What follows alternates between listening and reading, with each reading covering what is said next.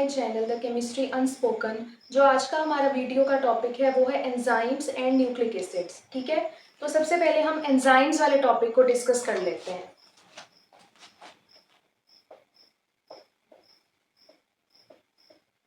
सबसे पहले हमारे पास एंजाइम्स की आ जाती है definition.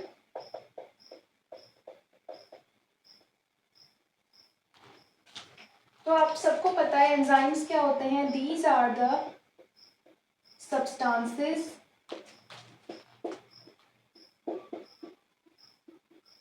which catalyze the biochemical reactions. ठीक है, जो बायोकेमिकल रिएक्शंस को कैटालाइज करते हैं यानी कि उनको स्पीड अप करवा देते हैं। ठीक है, तो एंजाइम्स क्या होते हैं, कैटालिस्ट के तौर पे काम करते हैं जो रिएक्शंस को स्पीड अप करवाते हैं या किसी रिएक्शन को स्लो डाउन करवा देते हैं। ठीक है, तो ये हमारे पास ना रेट ऑफ रिएक्शन के ऊपर जो है अफेक्ट करते हैं। नेक्स्ट हमारे पास आ जाता है कि एंजाइम्स में ना कंपोनेंट्स कौन से होते हैं। अब जो एंजाइम है वो दो तरह के कंपोनेंट से बना हुआ है। एक हमारे पास होता है एपो एंजाइम, ठीक है, और एक हमारे पास होता है को एंजाइम। जो एपो एंजाइम होता है वो हमारे पास होता है बल्कि एपो एंजाइम हमारे पास होता है नॉन प्रोटीन पार्ट। ठीक है, नॉन प्रोटीन पार्ट जो होता है ना एंजाइम का उसे हम कहते हैं एपो एंजाइम। और जो हमारे पास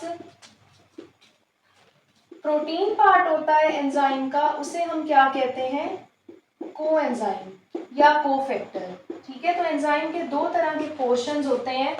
एक होता है एपो एंजाइम जो है नॉन प्रोटीन पार्ट है, यानी कि हमारे पास एंजाइम के अंदर ना दो पार्ट्स होते हैं इस तरह के, एक के साथ जो है वो पोलर कंपाउंड्स आके अटैच हो सकते हैं, दूसरे के साथ नॉन पोलर कंपाउंड्स आके अटैच हो सकते हैं।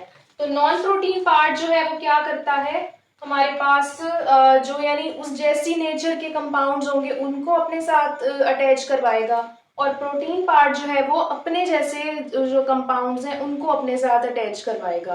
तो एंजाइम जो है वो इसीलिए हमारे पास क्या होता है, वैरायटी ऑफ केमिकल रिएक्शंस दे सकता है अपने इन दो कंपोनेंट्स की वजह से। ठीक है, नेक्स्ट हमारे पास आ जाती है एंजाइम्स की क्लासिफिकेशन। अब एंजाइम हमारे पास ना डिफरेंट क्लासेस के होते हैं। नंबर 1 पे हमारे पास आ जाते हैं ऑक्सीडो रिडक्टेजेस। ठीक है, तो ऑक्सीडो रिडक्टेजेस के आपको नाम से ही पता चल रहा है ये कौन से एंजाइम्स हैं जो रिडॉक्स रिएक्शंस करवाते हैं, यानी कि ऑक्सीडेशन रिडक्शन रिएक्शंस करवाते हैं। ठीक है, जैसे कि हमारे पास एग्जांपल्स आ जाती हैं ऑक्सीडेज, डिहाइड्रोजिनेज, ठीक है, या रिडक्टेज और परऑक्सीडेज ईटीसी। ठीक है, तो ये कौन से एंजाइम्स हैं जो रिडॉक्स रिएक्शंस करवाने में हेल्प देते हैं। सेकंड हमारे पास टाइप आ जाती है ट्रांसफीरेजेस। अब आपको इनके नाम से ही शो होता जाएगा कि ये एंजाइम्स जो हैं वो क्या परफॉर्म करते हैं। ट्रांसफीरेजेस क्या करते हैं, ये ना ट्रांसफर करने के लिए होते हैं, ट्रांसफर ऑफ मटेरियल्स। दो कंपाउंड्स के बीच में अगर हमने मटेरियल को ट्रांसफर करवाना है तो वो ट्रांसफीरेजेस करेंगे। जैसे कि हमारे पास एग्जांपल आ जाती है फॉस्फोट्रांसफेरेज एंजाइम है। ठीक है, ये हमारे पास फॉस्फेट ग्रुप को ट्रांसफर करवाता है। ठीक है, इसलिए इसका नाम है फॉस्फोट्रांसफेरेज एंजाइम। नेक्स्ट हमारे पास एंजाइम की जो टाइप आ जाती है वो कौन सी है, हाइड्रोलेजेस। हाइड्रोलेजेस कौन से एंजाइम है जो कौन सा रिएक्शन परफॉर्म करवाते हैं, हाइड्रोलाइसिस का रिएक्शन करवाते हैं। ठीक है, और इनमें हमारे पास एग्जांपल आ जाती है प्रोटीएज एंजाइम की। प्रोटीएजेस। ठीक है, तो ये प्रोटोलिटिक एंजाइम्स हैं जो प्रोटोलिटिक रिएक्शंस में पार्टिसिपेट करते हैं, इसीलिए हम इन्हें क्या कहते हैं, प्रोटीएजेस कहते हैं। नेक्स्ट हमारे पास नंबर 4 पे आ जाते हैं लाइएजेस। लाइएजेस कौन से एंजाइम हैं जो हमारे पास रिएक्शंस करवाते हैं, जैसे कि एडिशन ऑफ अमोनिया हो गया, ठीक है, एडिशन ऑफ अमोनिया, वाटर या CO2 को अगर डबल बॉन्ड के अंदर ऐड करवाना है तो ये वो वाले रिएक्शन करवाते हैं, ठीक है, या डबल बॉन्ड के अंदर रिमूव एडिशन करवानी है इन कंपाउंड्स की या रिमूवल करवानी है, तो हमारे पास जो है वो लाइएजेस एंजाइम यूज होते हैं। इनकी हमारे पास एग्जांपल है जैसे कि फॉस्फो ग्लाइसीरोम्यूटेजेस, ठीक है, तो ये वाले जो एंजाइम्स हैं वो लाइएजेस में आते हैं। ठीक है, नेक्स्ट हमारे पास नंबर 5 पे जो एंजाइम्स हैं वो हैं आइसोमेरेजेस। अब ये वाले जो एंजाइम्स है ना वो आइसोमेराइजेशन का जो प्रोसेस है वो करवाते हैं, यानी अगर हमने किसी भी एक कंपाउंड को उसके आइसोमर में चेंज करना है तो हमारे पास हम इस एंजाइम को यूज करेंगे, ठीक है, जैसे कि हम फ्यूमरेज एंजाइम को यूज करते हैं जब हमने फ्यूमेरिक एसिड को कन्वर्ट करवाना होता है मैलिक एसिड में, ठीक है, तो हम फ्यूमेरिक एसिड को उसके आइसोमर में कन्वर्ट कर रहे हैं जो कि मैलिक एसिड है, तो हम फ्यूमरेज एंजाइम यूज करते हैं, ठीक है। लास्ट हमारे पास जो टाइप है वो है लाइगेजेस। लाइगेजेस एंजाइम जो है वो लिंक करने के लिए होते हैं, ठीक है, फॉर लिंकेज, लिंकेज बनाने के लिए होते हैं दो कंपाउंड्स के अंदर। इनमें हमारे पास एग्जांपल आ जाती है कार्बोजाइलेज, ठीक है, और इसकी एक और एग्जांपल भी है सक्सिनिक थायोकाइनेज, ठीक है। तो ये हमारे पास ना एंजाइम्स की क्लासिफिकेशन है कि हमने एंजाइम्स को कैसे क्लासिफाई किया हुआ है। नेक्स्ट अब हम बात कर लेते हैं प्रॉपर्टीज ऑफ एंजाइम्स की।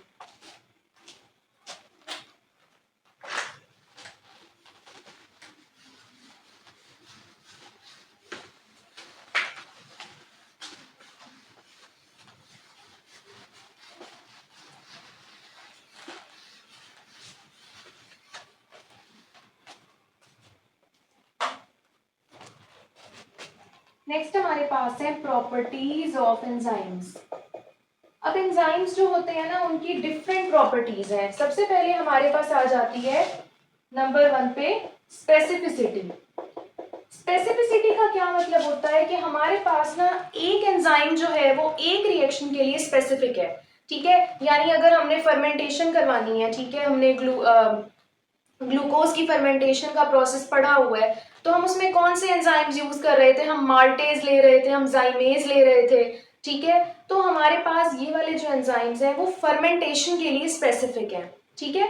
तो हमारे पास ना बहुत जो भी एंजाइम्स होते हैं वो हर रिएक्शन के लिए स्पेसिफिक होते हैं, तो ये एंजाइम की प्रॉपर्टी है कि वो स्पेसिफिसिटी उसके अंदर होती है। सेकेंड हमारे पास इसकी प्रॉपर्टी आ जाती है प्रोटीन नेचर। अब एंजाइम्स जो होते हैं वो प्रोटीन नेचर के होते हैं, ठीक है, कभी भी हमने ये नहीं सुना होगा कि कोई एंजाइम जो है वो नॉन प्रोटीन कंपाउंड से बना हुआ है। एंजाइम हमेशा जो है वो प्रोटीन से बनते हैं, ठीक है, इसीलिए हमें कहा जाता है कि हम अपनी जो डाइट होती है उसमें प्रोटीन को ज़्यादा ऐड करें, क्योंकि हमारी जो बॉडी होती है उसमें 80% बहुत सारी जो चीज़ें हैं वो प्रोटीन से बनी हुई हैं, ठीक है, तो हमारे पास जो एंजाइम्स हैं वो भी प्रोटीन से बने होते हैं। थर्ड हमारे पास जो एंजाइम की प्रॉपर्टी है वो हमारे पास आ जाती है डायरेक्शन ऑफ केमिकल रिएक्शन। जो हमारे पास एंजाइम होते हैं ना वो केमिकल रिएक्शन की डायरेक्शन को डिसाइड करते हैं, ठीक है, यानी हमारे पास अगर एंजाइम ने एक केमिकल रिएक्शन को स्पीड अप करवाना है तो हमारा रिएक्शन हमेशा फॉरवर्ड डायरेक्शन में जाएगा, और अगर एक एंजाइम ने रिएक्शन को स्लो डाउन करवाना है तो हमारा जो रिएक्शन है वो कहाँ जाएगा, बैकवर्ड डायरेक्शन में। तो एंजाइम जो है वो केमिकल रिएक्शन की जो डायरेक्शन है उसको भी क्या करता है, डिसाइड करता है। ठीक है, नेक्स्ट हमारे पास प्रॉपर्टी आ जाती है आइसो एंजाइम्स। अब कुछ एंजाइम्स ऐसे होते हैं जो कि एक ही ऑर्गेनिज्म से निकलते हैं, ठीक है, और एक ही रिएक्शन को ना क्या करवाते हैं, प्रोसेस करवाते हैं, या एक ही रिएक्शन के अंदर यूज हो रहे होते हैं। तो ऐसे एंजाइम्स को आइसो एंजाइम्स कहते हैं, क्योंकि वो एक ही ओरिजिन से आए होते हैं, उनका जो सोर्स होता है वो एक ही होता है, ठीक है, और वो एक ही केमिकल रिएक्शन में हिस्सा ले रहे होते हैं, ठीक है। तो ऐसे एंजाइम्स आइसो एंजाइम्स कहलाते हैं, ठीक है। तो ये हमारे पास एंजाइम्स की थोड़ी सी प्रॉपर्टीज हैं।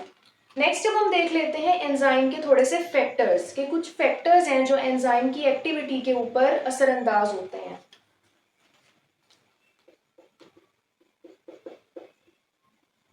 तो सबसे पहले हमारे पास नंबर 1 पे आ जाती है कंसंट्रेशन। अब कंसंट्रेशन जो एंजाइम की होती है ना, उसका एंजाइम की एक्टिविटी के साथ ना डायरेक्ट रिलेशन है। यानी कि अगर हम कहें कंसंट्रेशन जो है वो डायरेक्टली प्रोपोर्शनल होती है एंजाइम की एक्टिविटी के साथ। एंजाइम की जो एक्टिविटी है वो कंसंट्रेशन बढ़ाने से क्या होती है, बढ़ जाती है, और कंसंट्रेशन डिक्रीज करने से डिक्रीज हो जाती है। अगर हम ज्यादा कंसंट्रेशन में एंजाइम लेंगे तो हमारा जो रिएक्शन है वो ज्यादा अच्छे से क्या होगा, कैटालाइज होगा, ठीक है। तो एंजाइम की जो कंसंट्रेशन है वो उसकी एक्टिविटी के ऊपर काफी ज्यादा अफेक्ट करती है, ठीक है। सेकंड हमारे पास जो फैक्टर है वो आ जाता है पीएच। आपने एक वर्ड सुना होगा, जब भी हम एंजाइम की बात करते हैं ना तो हम कहते हैं ऑप्टिमम पीएच, ठीक है। ऑप्टिमम पीएच एक ऐसी पीएच है जिसके ऊपर एंजाइम जो है वो बहुत अच्छी एक्टिविटी शो करता है। तो हमारे पास जो एंजाइम है ना, हमें एंजाइम की ऑप्टिमम पीएच का पता होना चाहिए।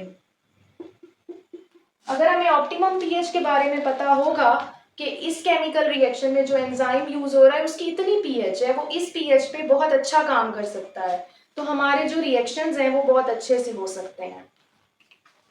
थर्ड हमारे पास फैक्टर आ जाता है टेम्परेचर। अब एंजाइम जो है वो टेम्परेचर से बहुत इफेक्ट होते हैं, ठीक है। और एक टेम्परेचर रेंज ऐसी होती है जहां एंजाइम की एक्टिविटी बहुत ज्यादा होती है, जिसे हम ऑप्टिमम टेम्परेचर कहते हैं, ठीक है। तो हर एंजाइम का अपना ऑप्टिमम टेम्परेचर होता है, जैसे हर एंजाइम की अपनी ऑप्टिमम पीएच होती है। तो ऑप्टिमम पीएच और ऑप्टिमम टेम्परेचर पे जो एंजाइम्स हैं वो बहुत ज्यादा एक्टिविटी शो करते हैं, ठीक है। नेक्स्ट हमारे पास जो फैक्टर है वो कौन सा है,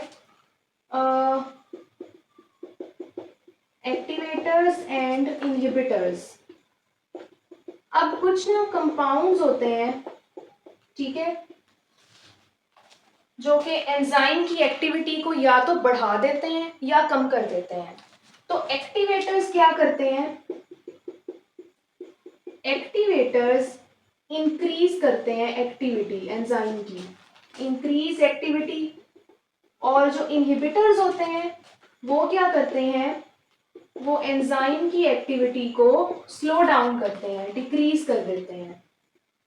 तो अगर हमने किसी रिएक्शन के अंदर एंजाइम की एक्टिविटी को बढ़ाना है तो हम उसके साथ ना कोई एक्टिवेटर डाल देंगे उस रिएक्शन के अंदर, ठीक है। जो एक्टिवेटर्स है ना वो ज्यादातर इनऑर्गेनिक कंपाउंड्स होते हैं, ठीक है, मेटल्स हो गए, जैसे कैल्शियम है, मैग्नीशियम है, तो वो होते हैं एक्टिवेटर्स। अगर हम एंजाइम के साथ एक्टिवेटर्स को डाल दें तो एंजाइम की एक्टिविटी मजीद बढ़ जाती है और रिएक्शन भी तेजी से होता है। जो इनहिबिटर्स होते हैं ना वो बेसिकली जैसे हमारे पास साइनो ग्रुप वाले कंपाउंड्स हो गए, अमाइनो वाले हो गए, तो वो इनहिबिटर्स होते हैं। वो क्या करते हैं, वो एंजाइम का जो रिएक्शन होता है ना उसकी एक्टिविटी को डिक्रीज कर देते हैं। तो क्या होता है, एंजाइम की एक्टिविटी डिक्रीज होती है तो रिएक्शन भी स्लो डाउन हो जाता है। तो ये दो चीजें भी क्या करते हैं, ये फैक्टर्स हैं एंजाइम एक्टिविटीज जो इन्फ्लुएंस करते हैं। लास्ट हमारे पास आ जाती हैं रेडिएशंस। रेडिएशंस जैसे कि यूवी रेडिएशंस, आईआर रेडिएशंस, ठीक है, एंजाइम की एक्टिविटी को डिक्रीज करते हैं।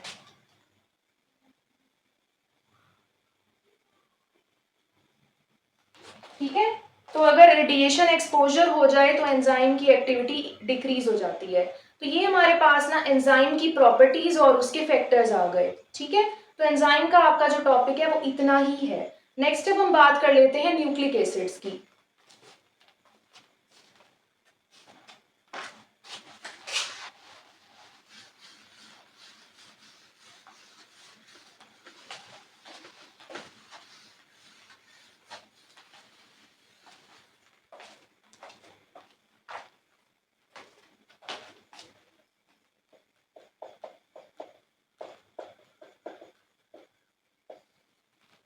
ठीक है, सबसे पहले हमारे पास आ जाती है definition.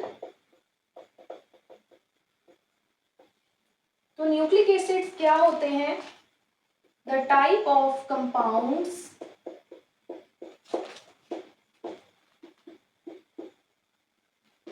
responsible for transfer of genetic information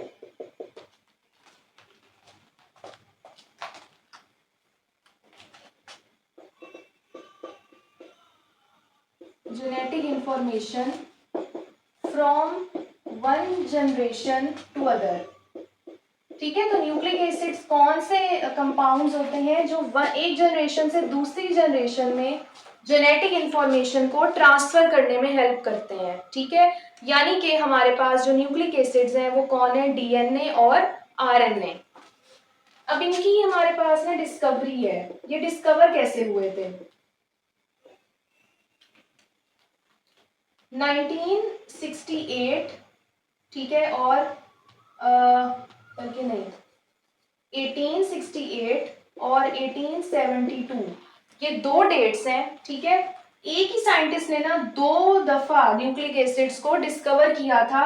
1868 में पस सेल्स के अंदर और 1872 में स्पर्म हेड्स के अंदर। ठीक है, और वो साइंटिस्ट कौन थे? वो साइंटिस्ट हमारे पास थे फ्रेडरिक मिस्चर। ठीक है, तो इन साइंटिस्ट ने ना न्यूक्लिक एसिड्स को डिस्कवर किया था पस सेल्स के अंदर और स्पर्म सेल्स के अंदर। ठीक है, तो ये हमारे पास ना डिस्कवरी है न्यूक्लिक एसिड्स की। न्यूक्लिक एसिड्स की हमारे पास ना दो टाइप्स हैं, एक तो डीएनए है और एक आरएनए है। डीएनए क्या होता है? डीऑक्सीराइबोन्यूक्लिक एसिड, जो कि डबल स्ट्रैंडेड होता है, और आरएनए क्या होता है? राइबोन्यूक्लिक एसिड, जो कि सिंगल स्ट्रैंडेड होता है। ठीक है, डीएनए के अंदर हमारे पास हमारी जो हमारा जो यानी पूरा एक क्रोमोसोम्स का पूरा एक सिस्टम है। क्रोमोसोम्स के अंदर हमारी जेनेटिक इंफॉर्मेशन होती है। ठीक है, और आरएनए क्या होता है? आरएनए ना प्रोटीन सिंथेसिस में काम आता है। हमारे जो हमारी बॉडी है ना, उसके अंदर जो प्रोटीन सिंथेसिस का प्रोसेस है वो आरएनए के बगैर हो नहीं सकता। तो आरएनए जो है वो वहां इंपॉर्टेंस रखता है। अब हमारे पास ना इनके स्ट्रक्चर्स आ जाते हैं कि ना इनके स्ट्रक्चर्स कैसे बने हुए हैं। जो डीएनए होता है ना, अब जो डीएनए और आरएनए है वो ना नाइट्रोजीनस बेसिस से बने हुए हैं। ठीक है, नाइट्रोजीनस बेसिस में ना दो तरह की बेसिस आ जाती हैं, प्यूरीन्स और पायरिमिडीन्स। ठीक है, जो हमारे पास पायरिमिडीन्स होती है ना, उनका स्ट्रक्चर इस तरह का होता है।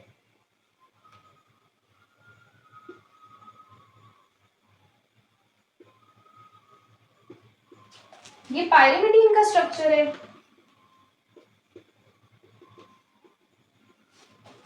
ये हमारे पास प्यूरीन्स का स्ट्रक्चर है।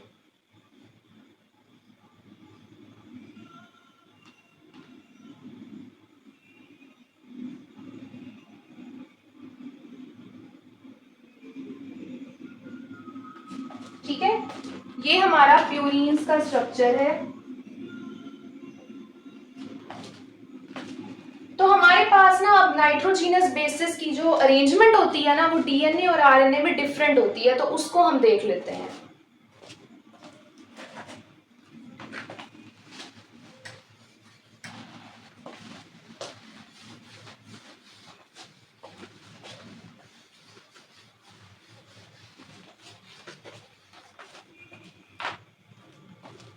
अब हमारे पास जो डीएनए होता है ना, डीएनए के अंदर जो नाइट्रोजीनस बेसिस होती है ना, वो कौन सी होती हैं? प्यूरीन्स होती हैं डीएनए के अंदर।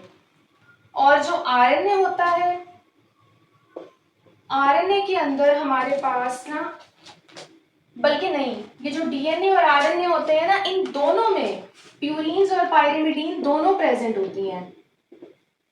ठीक है, मैं पहले आपको ना इनका अलग बता देती हूँ। प्यूरीन्स और पायरिमिडीन्स हैं। प्यूरीन्स के अंदर हमारे पास ना दो आती हैं, एक एडेनिन होती है, एक होती है गुआनिन। ठीक है, पायरिमिडीन्स के अंदर तीन आती हैं, थाइमीन, साइटोसिन और यूरासिल। ठीक है, तो अब हमारे पास ना जो डीएनए होता है ना, डीएनए के अंदर हमारे पास ना ये चारों होती हैं, एडेनिन होती है, गुआनिन, साइटोसिन और थाइमीन। ठीक है, ये उनका यानी ये चार, इनका नाइट्रोजीनस बेसिस ऐसे अरेंज होती हैं। लेकिन जो हमारा आरएनए होता है उसमें इस तरह होता है, यानी कि अब उधर एडेनिन, गुआनिन, साइटोसिन और थाइमीन की जगह पे यूरासिल आता है। ठीक है, तो ये हमारे पास ना स्ट्रक्चर है। और हमारे पास ना इस तरह जो अब स्ट्रैंड्स होते हैं ना, उनमें भी अरेंजमेंट किस तरह होती है। अब ये हमारे पास एक डीएनए का स्ट्रैंड है। ठीक है, अब इधर एक एडेनिन लगी हुई है तो सामने गुआनिन होगी, डीएनए की बात कर रही हूँ। अगर इधर साइटोसिन लगी हुई है, इधर थाइमीन होगी। ठीक है, जो मैंने इधर बताया था। फिर इधर अगर गुआनिन लगी हुई है, इधर एडेनिन होगी। इधर हमारे पास अगर थाइमीन लगी हुई है, इधर साइटोसिन। यानी कि डीएनए के जो स्ट्रैंड्स होते हैं ना, उनमें नाइट्रोजीनस बेसिस की जो अरेंजमेंट है वो इस तरह होती है डीएनए के अंदर। और आरएनए में क्या होता है? आरएनए में तो एक ही स्ट्रैंड है, तो हमारे पास ना इधर, यानी इधर हमारे पास जो है, इधर भी नाइट्रोजीनस जो बेसिस होती है ना, उनमें अरेंजमेंट वैसी ही रहती है, यानी इसी तरह ही होती है। बस उनका थोड़ा सा जो वो है प्रोसीजर है, वो थोड़ा सा चेंज होता है। तो आरएनए में क्या होता है, जो ये वाला पेयर है ना साइटोसिन और थाइमीन का, उसमें साइटोसिन के साथ यूरासिल आता है, यानी थाइमीन की जो रिप्लेस हो जाता है यूरासिल से आरएनए में। ठीक है, तो आरएनए के अंदर होता है सिंगल स्ट्रैंड और डीएनए के अंदर होता है डबल स्ट्रैंड। तो ये हमारे पास ना जो है डीएनए और आरएनए का थोड़ा सा इंट्रोडक्शन दिया हुआ है आपकी बुक्स में। और नीचे एक बात लिखी हुई है कि ना हमारे पास ना जो डीएनए और आरएनए होते हैं वो रेप्लिकेशन का प्रोसेस करते हैं। रेप्लिकेशन का क्या प्रोसेस होता है? रेप्लिकेशन का मतलब है रेप्लिका फॉर्मेशन, यानी कि हम क्या कर रहे हैं, हम डीएनए और आरएनए का रेप्लिका बना रहे हैं। रेप्लिका का क्या मीनिंग होता है? कॉपी। तो द प्रोसेस ऑफ